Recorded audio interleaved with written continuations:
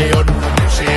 পায়ে পায়ে খাচ্ছে ঠেলা নাগরিক অধিকার, তাই পাল্টানো দরকার, চাই বিজেপি সরকার। পাল্টানো দরকার, চাই বিজেপি সরকার। পাল্টানো দরকার, চাই বিজেপি সরকার।